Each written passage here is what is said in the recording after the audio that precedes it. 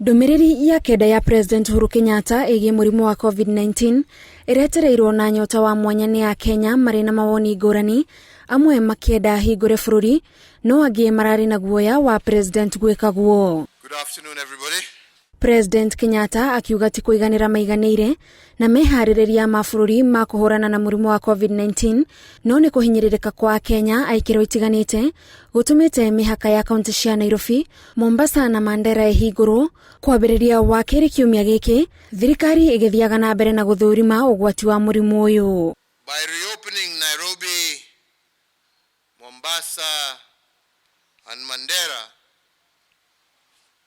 we must be cognizant of the fact that we are all much more at risk than we were when the restrictions were in place.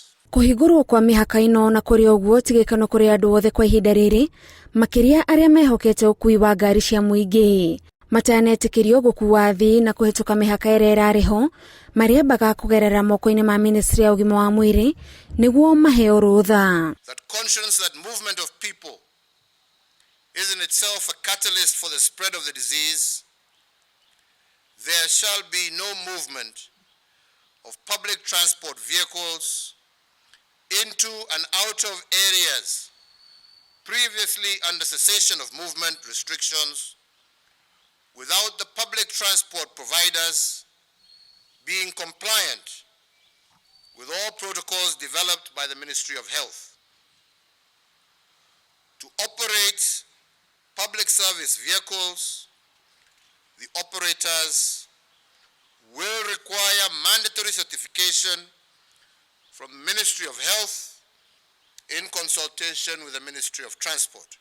Thabarĩ cia ndege gũkũ bũrũri-inĩ na cia nja wa bũrũri oho nĩ itanyĩtwo gũcokereria. Thabarĩ cia gũkũ bũrũri-inĩ igĩcokereria kwambĩrĩria tarĩki 15 mweri ũyũ, nacio cia nja wa bũrũri icokererie mweri ũkĩte. International air travel into and out of the territory of the Republic of Kenya shall resume effective the 1st of August 2020, once again in strict conformity with all protocols from the Ministry of Health, local as well as international civil aviation authorities, and any additional requirements applicable at the ports of departure, arrival, or transit.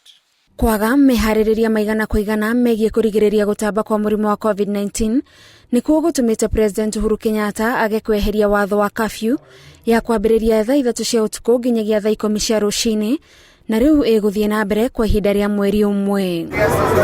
Wiyathi ũrĩa Akenya mahetwo wa gũkĩra mĩhaka ĩrĩa ĩraigĩtwo nĩ kĩgeranio kĩa mbere harĩ gũthima kana Akenya nĩ meharĩirie kũigana kũngĩgakinyanĩra atĩ bũrũri nĩ wahingũrwo wothe. Ngĩribotera Inooro TV, njĩtagwo Gathoni Wanjihia.